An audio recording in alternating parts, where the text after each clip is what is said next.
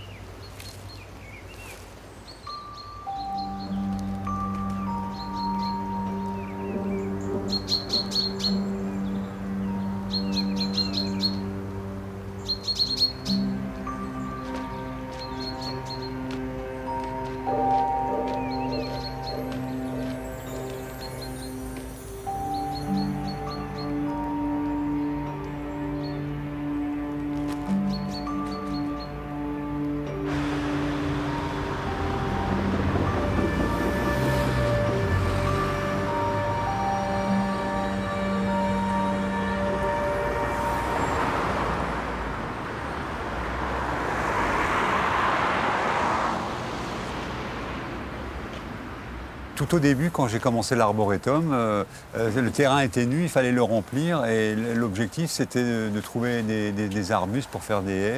Une grande partie, je les ai trouvés dans des friches. Ah. Ah ah.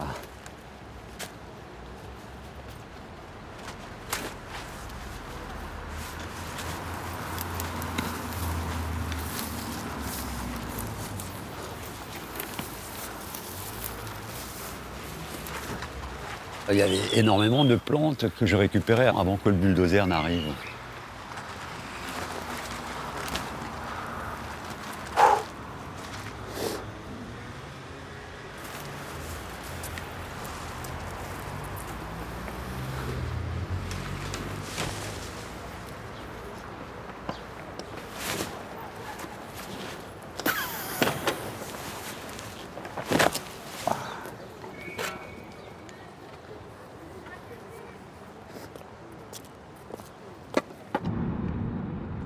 J'ai fait mes études aux États-Unis, dans le domaine des sciences de l'environnement.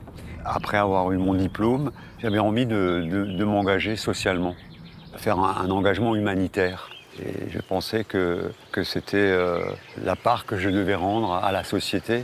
Donc je me suis engagé dans le corps de la paix et je suis parti au Zaïre. Quand je suis revenu en Europe, j'ai eu un contre-choc culturel quand j'ai vu ce gaspillage de ressources. À ce moment-là, je me suis dit, mon truc, ça va être de transformer un déchet en ressource. Et je me suis fixé cet horizon.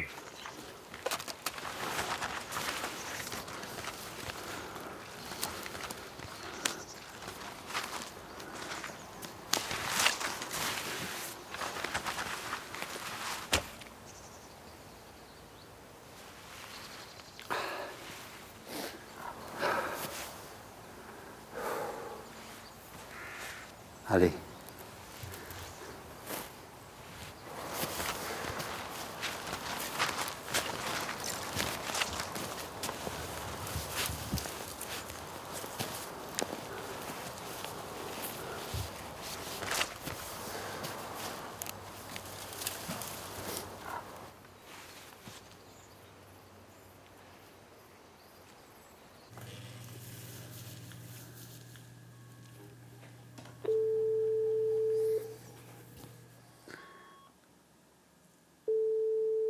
Allô? C'est Jean-Louis Hamann, chargé de mission compostage à l'Eurométropole.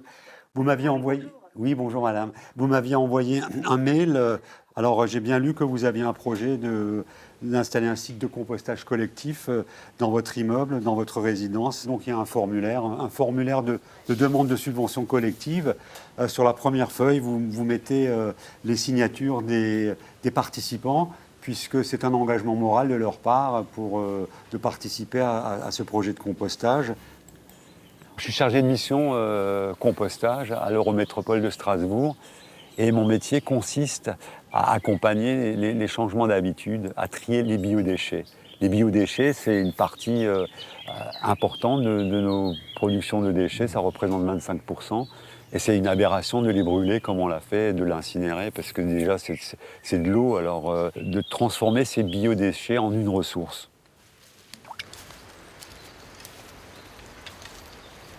Celui-là.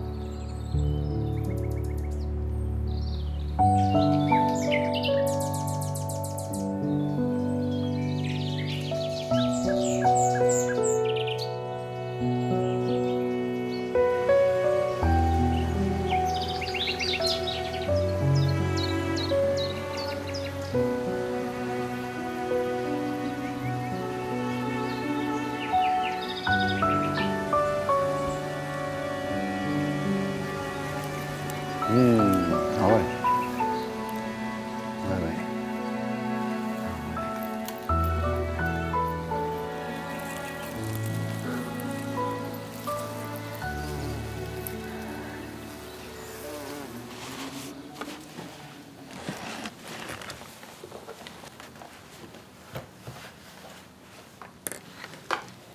'Dossier retraite'. C'est un drôle de mot, la retraite, hein. C'est vraiment un drôle de mot. Moi-même, je vais prendre ma retraite. Pour moi, la retraite n'existe pas. Pour moi, la vie, c'est l'action, c'est l'activité. Alors que ce soit une activité rémunérée, socialement reconnue, ou que ce soit une activité associative ou artistique, l'être humain est fait pour être actif. Et là, la retraite, eh bien, ce sont des choix. Et quand on commence à prendre sa retraite, on décide de ce qu'on va faire.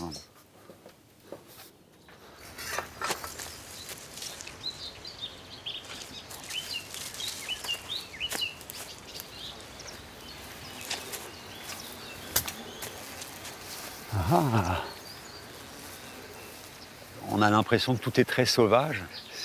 Cette impression de sauvage, c'est celle que j'ai envie de donner, mais elle nécessite énormément de travail. Je suis constamment en train d'arracher des plantes pour créer cette harmonie. Et le maître d'œuvre, c'est moi.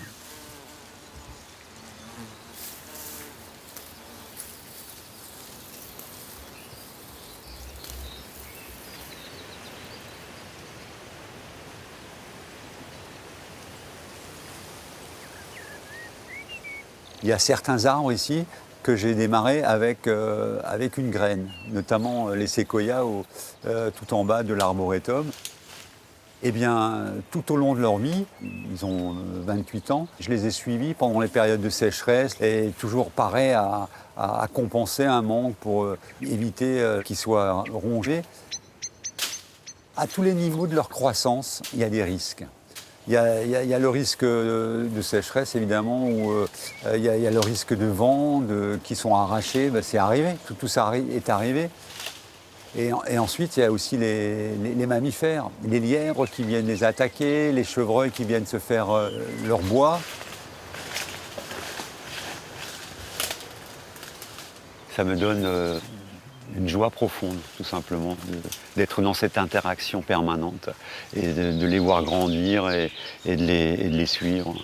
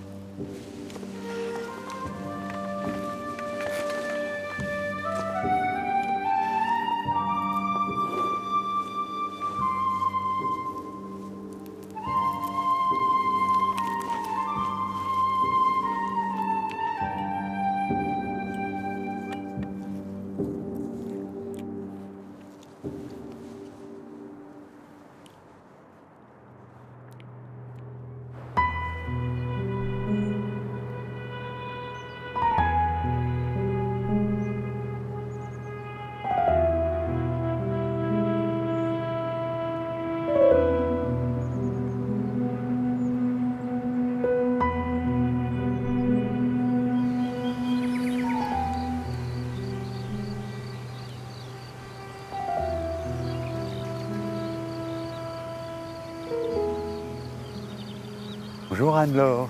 Ça va? Bah oui, ça va bien. Et vous? Ouais, Bah ouais. super. Bah, ça fait longtemps qu'on ne s'est pas vu, hein. Ça fait... Ouais, hello, hello. Ouais. Dites bonjour les enfants. Bonjour. Merci de nous accueillir. Elle va rien faire.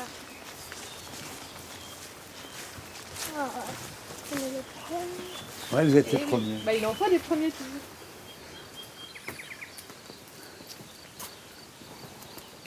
Alors, elle est toute en bois, tu vois. C'est chouette hein, comme maison. Ouais, mais ça va être là où je vais habiter. C'est vrai? Ouais, Là, à partir de cet automne? ouais c'est cet hiver, ouais. Sacré changement, non? Oui, tout à fait. Et t'abandonnes ton appart à Ouais, la ouais, Roberto? ouais. Donc à plein temps ici. Oui, oui, oui, oui, oui. Super. Oh, ça te plaît? Et on s'est posé la question, t'as l'eau courante et tout, l'électricité? Non. J'ai des batteries pour des panneaux solaires, mais en même temps je réduis aussi, tu vois, c'est pas d'en avoir autant que je veux, c'est de savoir en avoir assez pour l'essentiel et puis essayer de bien le répartir et de bien l'utiliser. Et pour l'eau, comment tu vas faire? Alors pour l'eau, bah, je récupère l'eau de pluie tout simplement. Voilà, c'est... Non mais c'est bien. Ouais, voilà. Et le premier arbre, tu l'as planté quand? Alors ça, je sais plus. Il n'y avait rien du tout, hein? Non. C'était non. un champ de maïs là. Je suis arrivé sur un labour. Ah ouais. C'était un labour. En fait, il y avait encore du tabac. Allez, on va partir faire une promenade là dans le verger. Bon, les enfants, il y a des cerises. Là, venez. Ce qui n'est pas partagé est perdu. Quand on a quelque chose et qu'on essaye d'en profiter tout seul, que ce soit de la nourriture, que ce soit d'autres objets, que ce soit des idées, eh ben, si on ne peut pas les partager, ça ne sert à rien, c'est l'impasse. Le vrai plaisir, c'est fondamentalement de partager parce que aussi, on est des êtres sociaux. Pour moi, c'est incontournable de partager. C'est ça qui me donne de la joie et du plaisir et de la satisfaction de ma vie. Des vessies de cochon? Vous voulez faire claquer des vessies de cochon? Alors hop, on pique un sprint, on traverse tout droit là, on y va. Allez! Alors c'est un arbre qui pousse dans les collines sèches où il n'y a pas beaucoup d'eau. Hein, et ça s'appelle les vessies de cochon parce que ça ressemble un peu à une vessie de cochon. Les vessies, les enfants, c'est là où il y a le pipi. Ah oui, les vessies, c'est là où il y a le pipi. Dans le ventre. C'est la balle où il y a le le bagnodier, hein, ça s'appelle le bagnodier des collines sèches. Et alors, ce qui est marrant avec le bagnodier, bon, ces petites fleurs, tu vois les fleurs là, c'est encore ces fleurs, c'est une légumineuse. Et après, ça fait la fructification ici. Mais ce qui est marrant, écoutez voir. Écoutez, Mathis. Écoute voir. Écoute. Voilà, il claque encore pas bien. Mais tu peux y aller là, tu peux en péter une si tu veux. Tu peux en péter une. Pas 10. Alors l'histoire de ce sapin, je sors de chez moi un matin, ça devait être le 2 janvier, je reprenais le boulot. Et sur le parking chez moi derrière, il traînait comme ça. Donc quelqu'un dans l'immeuble l'avait acheté pour en faire un sapin de Noël. Et encore, on peut l'imaginer qu'on l'achète et puis après qu'on le replante. Ben non, lui il l'a acheté, sapin bleu. Et puis le 2 janvier, il a décidé de le foutre dans la rue, quoi. Et ben, quand je l'ai vu, le soir, je suis venu ici très vite et puis je l'ai replanté. Alors au début, il était un peu en souffrance. Et voilà ce qu'il est devenu. Je te remercie. Voilà, c'est ça. C'est ça. C'est votre totem? Ouais, c'est le totem. C'est le chêne votif. Alors l'arbre, tu vois, il réunit la terre et le ciel. Il va nous donner de la force. Il réunit les deux éléments. Alors, pour partager sa force avec nous, moi je sais comment il faut faire. Tu t'approches de lui et tu le serres dans tes bras, comme tu serres ta maman dans les bras. Tu vois, comme tu serres ta maman dans les bras. Hein, tu le serres fort comme ça. Tu le serres et tu sens sa force. Tu sens sa force.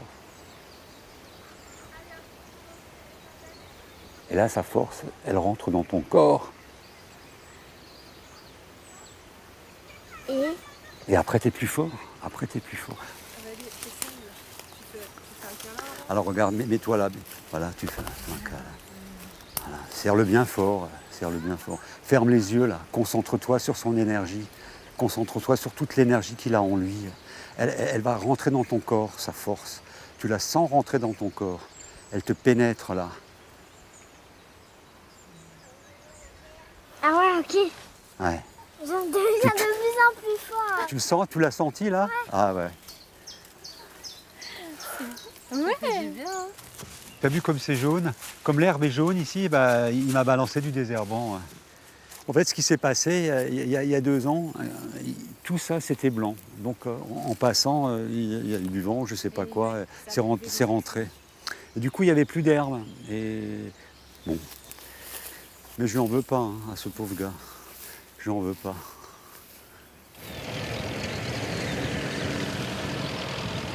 C'est sûr qu'au départ, le projet, c'était même pas possible de le considérer, hein. C'était complètement en dehors des clous. C'était inconcevable d'abord de la part de ma famille, hein. J'avais pas les compétences, j'avais pas le temps, c'était pas ce que je devais faire. Et puis j'allais à contresens de l'histoire, puisque depuis les moines défricheurs au XIIe siècle, la tendance était de développer l'agriculture, hein, de transformer les forêts sauvages, inhospitalières et improductives en des espaces agricoles.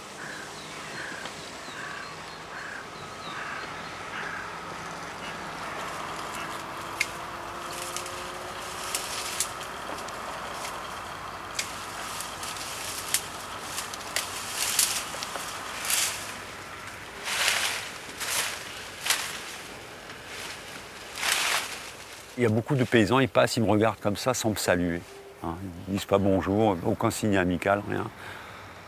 Donc c'est pas un rejet, mais le message, c'est on n'est pas du même monde. On cohabite, mais on n'a rien à se dire.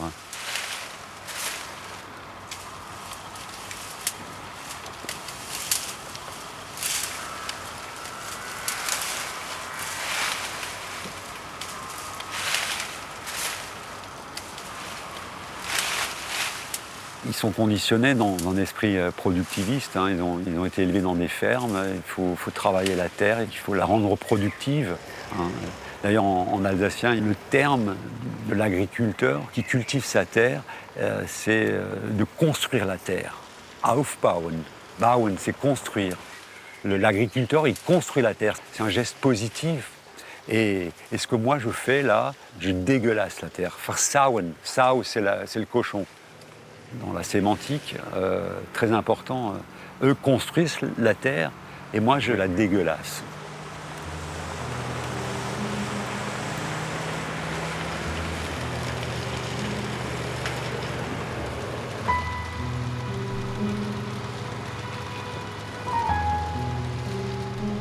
Quand je vois l'arboretum de loin, déjà la taille. C'est 300 mètres de long et 50 mètres de large. Un jour, il parlait des supertankers qui sillonnent les mers, et qui ont 300 mètres de long et 50 mètres de large. J'ai dit, mais tiens, le supertanker, il a la taille de l'arboretum. Et alors, évidemment, ce supertanker ici, symboliquement, il est très biodiversifié. Et quand je vois autour, c'est une monoculture, c'est un océan de monoculture. Donc la symbolique, elle est évidente. C'est l'arche de la biodiversité qui navigue dans un océan de monoculture.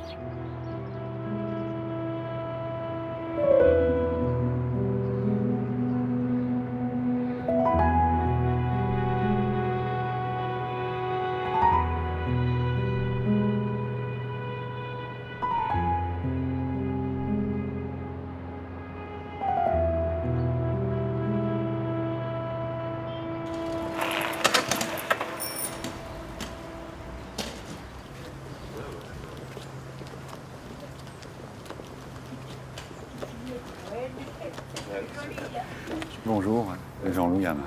Enchanté. Pareillement. Ici, d'après les préconisations, je dirais, on devrait plutôt le mettre du côté nord, abrité du soleil, hein, ouais. Alors l'idée, c'est de trier vos biodéchets à la source, c'est ce qu'il y a de plus difficile à faire. Vous savez, on est des êtres d'habitude, et chaque fois qu'on vous demande de changer quelque chose, vous avez 1000 objections pour ne pas changer. Parce que l'habitude, ça rassure, hein. On sait ce qu'on a, mais on ne sait pas ce qui va venir. Donc changer les habitudes et trier les biodéchets à la source, ça c'est la première chose, la première étape à mettre en place pour ceux qui ne compostent pas, hein. La définition du compost, c'est transformer un déchet en ressource, hein. Et là, vous rentrez dans une économie circulaire, vous n'êtes plus dans une économie linéaire comme on l'a connue pendant très très longtemps, hein. Bon, alors, en une slide, je récapitule tout ce que j'ai dit, hein, c'est les consignes du compostage. C'est comme vous disiez tout à l'heure, il faut réduire les morceaux, il ne faut pas que ce soit trop grand. Et surtout, la clé du compostage, c'est le mélange. Je suis chargé de mission compostage, et vous? J'habite ici. D'accord, très bien. Ouais, ouais. Donc vous adhérez à l'idée de faire un compost Ah ici? bah moi ça me dérange pas, c'est parfait. Donc, vous allez participer aussi? Bah oui. Ouais, Il y ouais. a quelque chose pour le... Bon, on a prévu de mettre les bacs ici, et puis... Juste au-dessus de chez vous. Oui. Ah bah ça va être sympa. Mais c'est moi qui ai proposé, mais c'est pas gênant. Hein. Non, mais c'est vrai. Non, ça... On a déjà les poubelles, donc ça sera pas pire que les poubelles. Ouais. Hein. Non, mais je peux vous confirmer, je vois souvent c'est simplement, quand on le fait bien, il n'y a pas de raison que ça génère. Au contraire, après, ça sent la forêt, ça sent l'humus hein, quand ça se décompose. C'est mélanger les contraires, c'est ça qui est important. Voilà, ouais.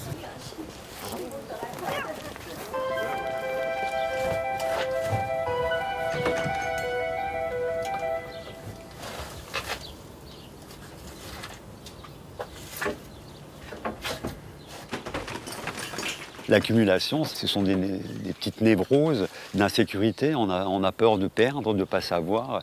Et donc, je dois affronter cette réduction de matière. Simplement, il faut ranger tout ça.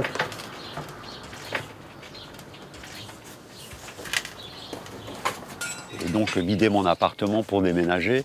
Et ça, c'est pas une mince affaire hein, de se débarrasser de beaucoup de choses. Enfin, pour certains, ça l'est, mais pour d'autres, c'est plus difficile. Pour moi, ça, ce sera vraiment un défi, un vrai défi.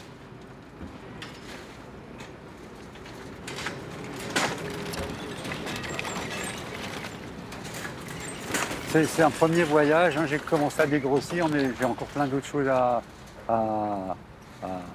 apporter parce que je suis dans une démarche de décroissance. Je prends ma retraite, je vais décroître, voilà, c'est mon objectif. Et donc je vais essayer de me défaire de toute cette accumulation. Mais bien sûr, il y a des choses auxquelles je suis attaché, mais quand même en grande partie essayer de réduire mon empreinte. Et puis surtout que ces objets puissent servir à quelqu'un qui en a vraiment besoin. Allez.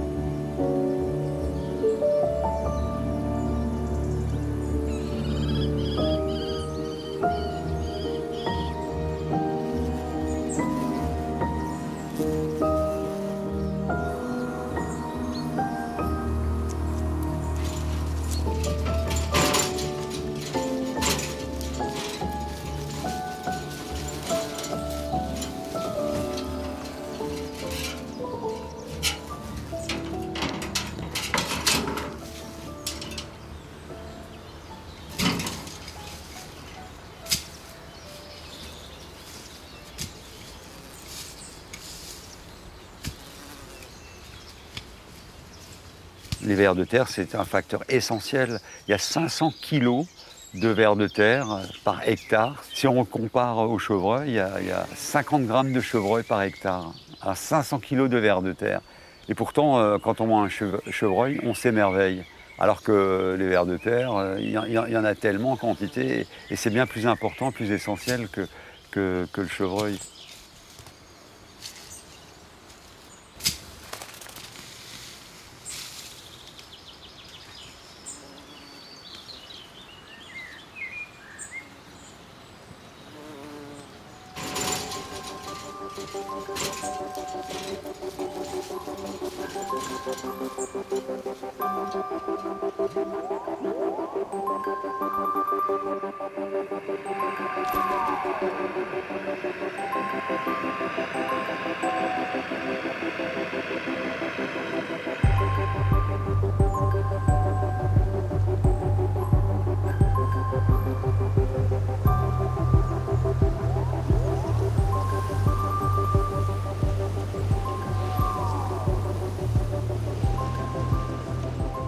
Bonjour monsieur.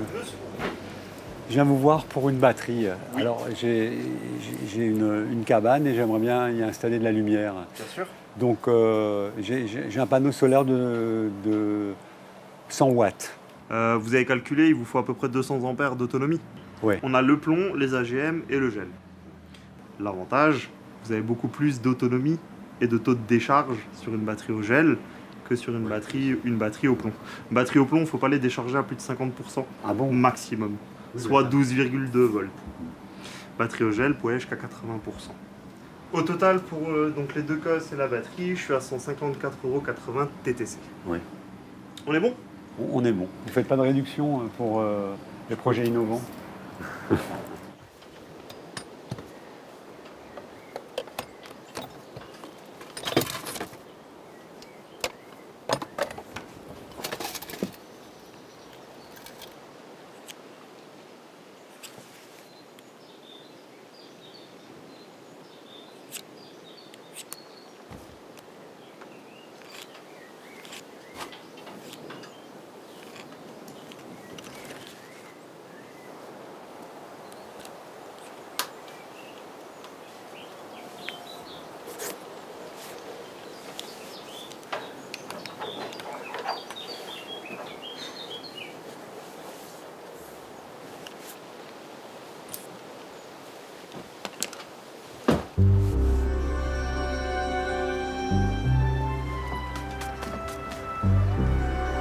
Ça, c'est les décomposeurs primaires, hein, c'est ça? Le Secours populaire est venu chercher du compost tout simplement parce que c'est une association qui s'inscrit dans l'économie sociale et solidaire. Elle a obtenu de nouvelles terres pour faire du maraîchage et du coup elle avait besoin de compost rapidement pour enrichir ces nouvelles terres. Oui, le répartir un peu, c'est ça qui est important. Et puis, alors ça c'est une calebasse. Bon ça, vous voulez pas le récupérer ça? Hein, bon. Ouais, vous allez en faire quelque chose là pour les oiseaux, vous voyez. Vous mettez ça quelque part dans votre jardin, ça se remplit d'eau et ça attire les oiseaux en été quand C'est un peu dommage parce que c'était une copine qui nous avait ramené ça, on ne savait pas quoi en faire. Ah bah voilà. Voilà.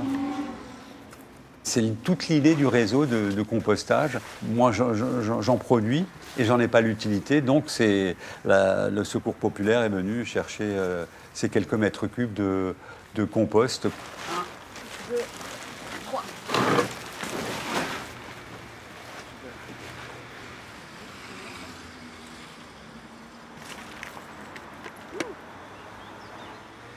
C'est un gobelet en bois que je viens de trouver dans le compost. Tu crois que tu pourrais en faire quelque chose? Le peindre par exemple et en faire quelque chose? Et dire voilà, tu as transformé un déchet en ressource de manière créative. Ouais. Qu'est-ce que tu en penses? Tu te lances ce défi? Alors je te le donne. Tiens. Merci. Bon, à votre jardin santé. Potager. Oui, hein. merci. Voilà. Et merci pour le jus de pomme et pour le compost. Bah, merci pour le coup de main. C'est le plaisir de mon exercice.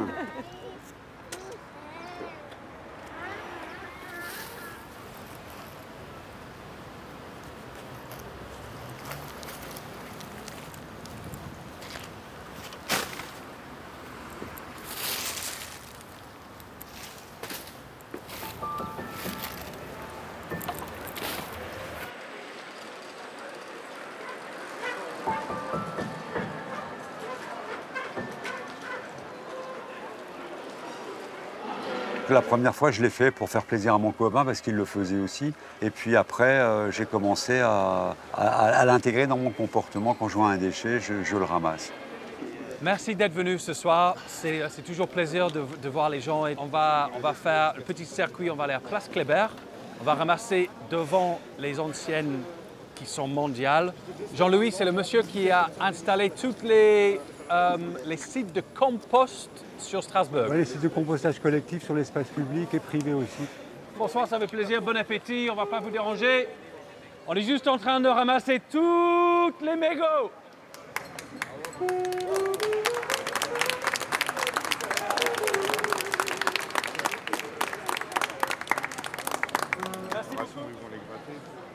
On est conditionné, hein, le déchet c'est sale, c'est quelque chose qu'on met dans un sac.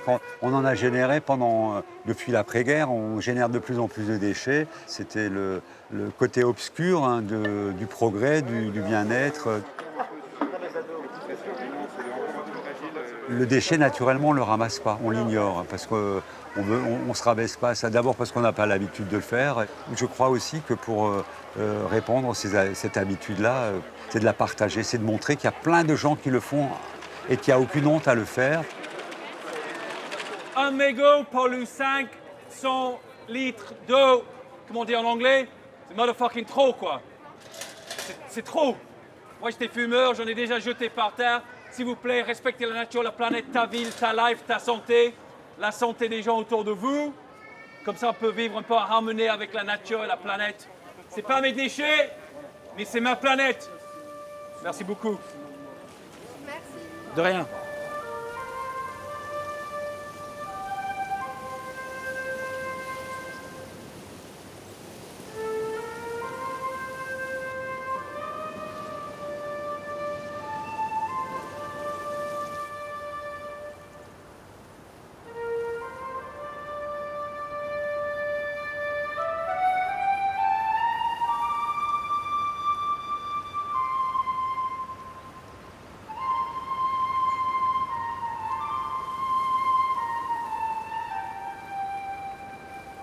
Allons-y, à Carsac.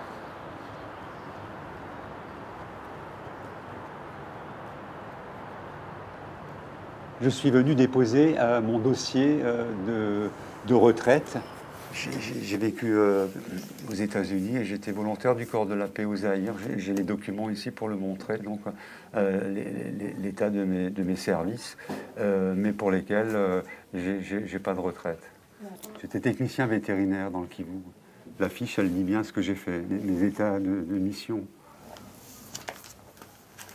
En Afrique, j'ai appris à vivre sans électricité, sans eau courante. C'était d'abord involontaire et ensuite c'est devenu volontaire.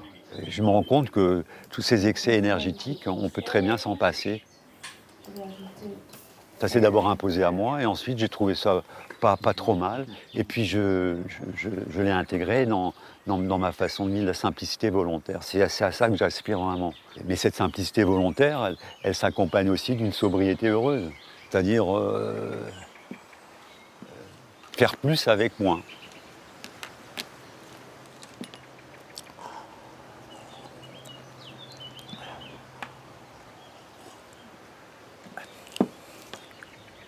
Ça n'empêche pas non plus d'être dans une démarche d'innovation, hein, de penser toujours à améliorer les systèmes, mais cette innovation, elle peut être frugale, elle n'a pas besoin d'être excessive.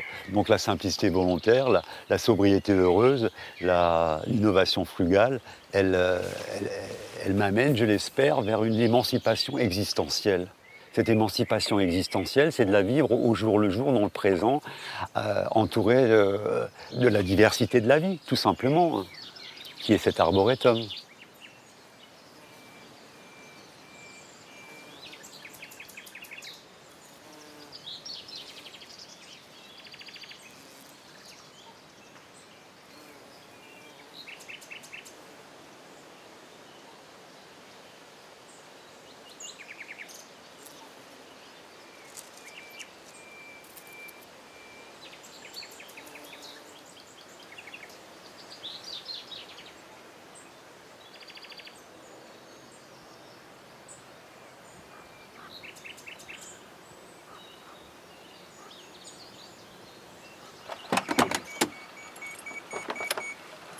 J'ai un problème avec le système électrique parce que la batterie s'est complètement déchargée. Et moi, je pense que, étant donné la faible utilisation que j'ai faite, j'ai utilisé 1 ou 2 ramettes de 12 LED et sur un panneau qui fait 100 watts. Donc moi, je pense qu'il y a un problème de charge. On veut être autonome et on est confronté à tous ces petits problèmes techniques. Mais en même temps, c'est une opportunité d'apprendre des nouvelles choses. L'autonomie, ça se gagne, ça se mérite aussi. Donc moi, je fais ça avec plaisir. 12,55. Ouais, c'est ça. 5 là. 12,53. 12,53, 54. Donc elle est bien chargée ouais, là. non, c'est vrai. Et Donc il m'a dit toujours le plus d'abord. Ici. Faut commencer. Ça c'est le plus, hein, le rouge. Comme ça, hein, non? Que tu puisses juste après facilement serrer. Ouais. Comme ça. Du coup. Si tu serres trop, des fois ça casse. Ouais. Ça suffit. Et Là où c'est vert. voilà, maintenant, voilà. Ah ben voilà, ça n'a jamais été. Les trois n'étaient jamais verts. Ouais. Ben voilà, on a de l'électricité. On n'a plus qu'à aller en profiter maintenant.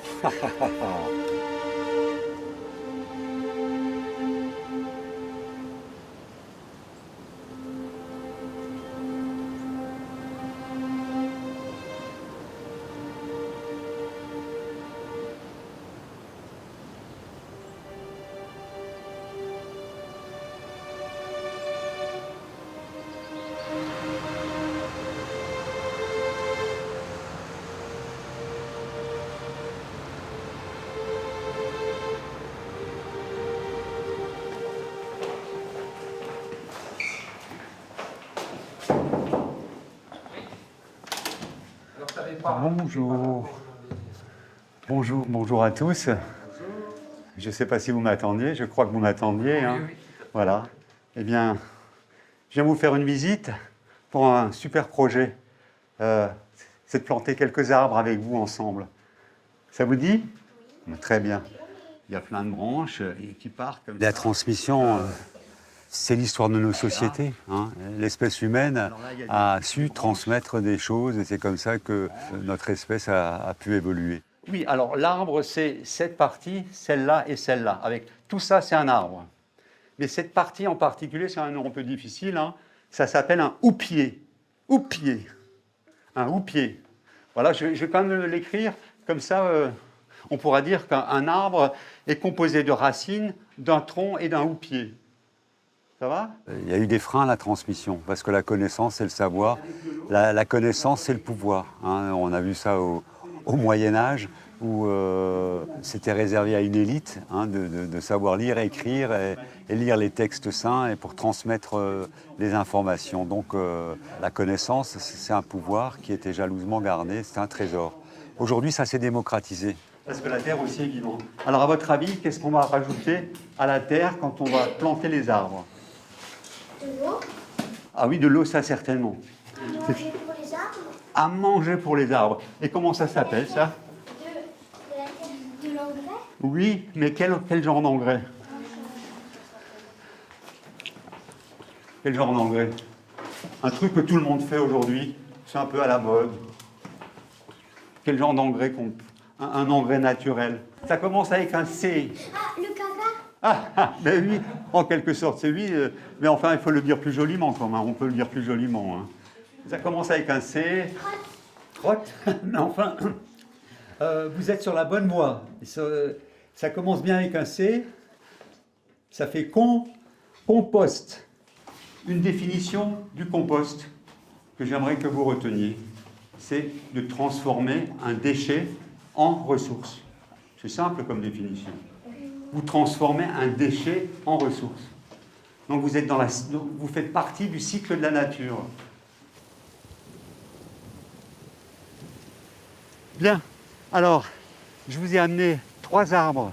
Et c'est des arbres que j'ai sortis l'an dernier de la terre et je les ai mis dans des pots, ce qu'on appelle les mettre pour les préparer à être replantés, pour que les racines puissent bien se refaire.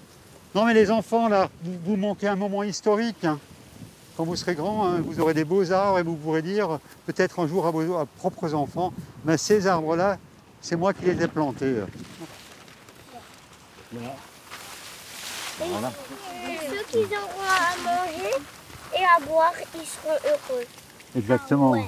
Comme nous, comme les autres. Exact, mais voilà. Et comme Une les très belle femmes. comparaison. Hein. Plus on les soigne, eh ben, plus ils deviendront forts et beaux et grands. Dans le futur, j'espère que vous allez aussi devenir des planteurs d'arbres. Hein, parce que la planète en a vraiment besoin. Je vous dis à lundi. C'était trop cool. Ok. C'était trop bien.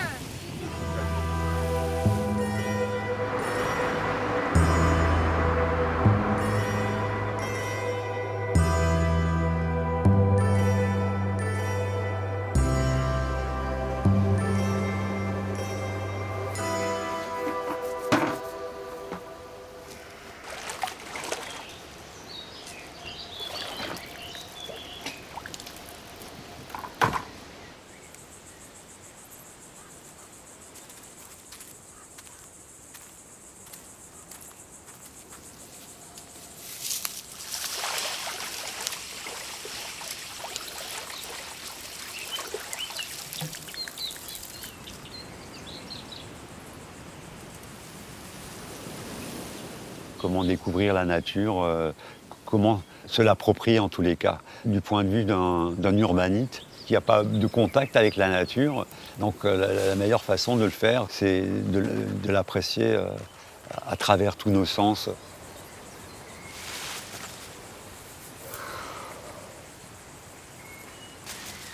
Évidemment, le premier sens, c'est le visuel, ce qu'on voit. Et ensuite, ce que j'ai beaucoup développé ces années, c'est l'odorat. Nos ancêtres lointains avaient un odorat bien plus développé que nous. Partout, il y a des plantes à fleurs qui exultent des odeurs.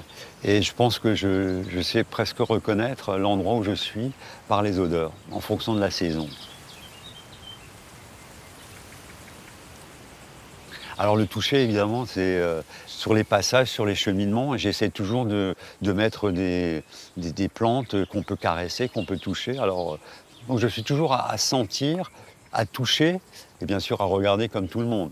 Mais la combinaison de tous les sens génère un éveil qui donne l'impression d'être une partie intégrante de la nature de manière beaucoup plus profonde.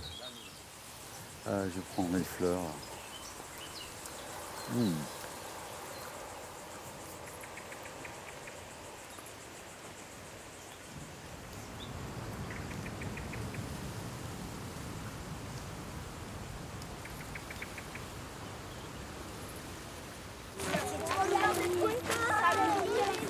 T'imagines si on faisait une petite cabane ici comme ça serait chouette. Ouais, mais il a dit, il en a fait des cabanes.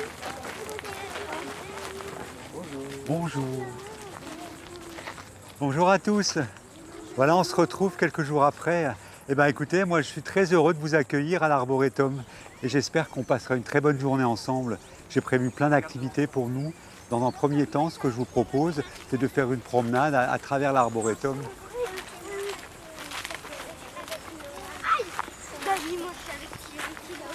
L'idée, c'est de voir quelles sont vos capacités d'observation. Comment reconnaître? Alors là, j'ai disposé 7 feuilles. Ces feuilles-là, elles sont dans ce périmètre. Il faut simplement les retrouver. Donc votre rôle, c'est de bien les regarder, ces feuilles-là, et de trouver les mêmes autour de vous. Alors, c'est pas les veines, ça s'appelle les nervures. Mais c'est vrai que là, les nervures sont bien droites. Alors que... On a 5 sens. Eh bien, dans le prochain jeu, vous allez être privé d'un sens. La vue, vous allez faire abstraction de la vue, vous n'allez plus voir. Et vous allez avoir les 4 autres sens pour percevoir ce qui se passe autour de vous.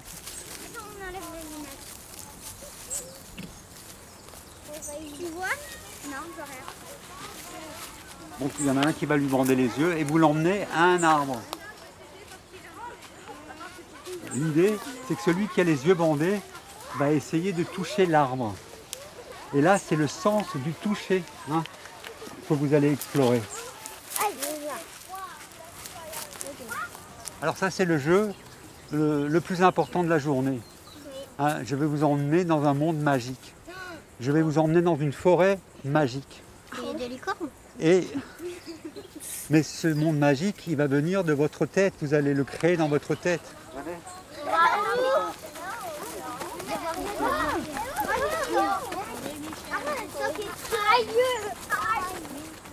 Asseyez-vous par terre. Voilà. Vous rentrez dans un monde magique. C'est le monde magique du vieil homme de la forêt. Donc cette histoire, je vais vous la raconter et vous allez rentrer dans ce monde magique du vieil homme et de la forêt. Alors il était une fois un vieil homme qui habitait au fond d'une forêt si profonde. L'après-midi, il allait se promener dans les sentiers et chercher des champignons.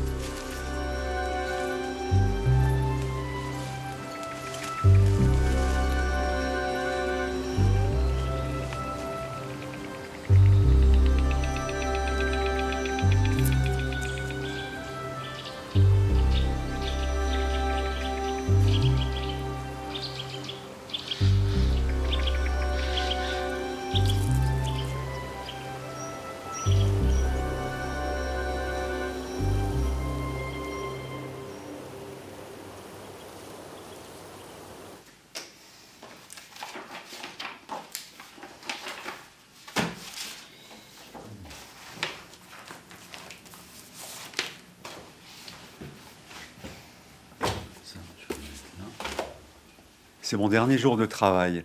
C'est complètement surréaliste. Je suis seul dans le bureau, je suis seul dans le bâtiment.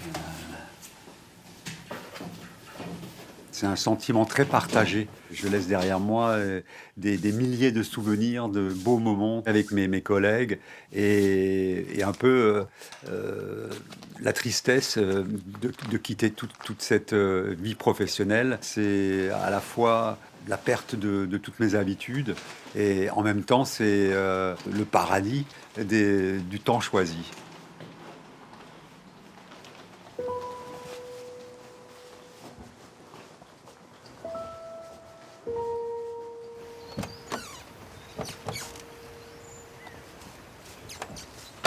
Le fait de m'être orienté dans cette voie, c'était un ensemble d'opportunités qui m'ont guidé. Je ne sais pas quelles sont les voies décisionnelles qui m'ont amené à faire ça.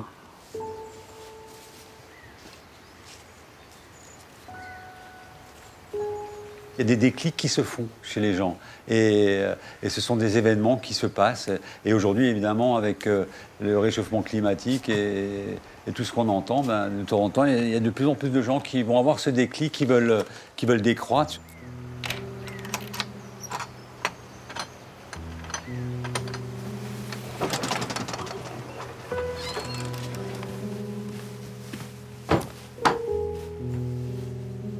Il n'est jamais trop tard pour prendre conscience et pour changer. Il n'est jamais trop tard. Chacun trouve son moment pour y arriver.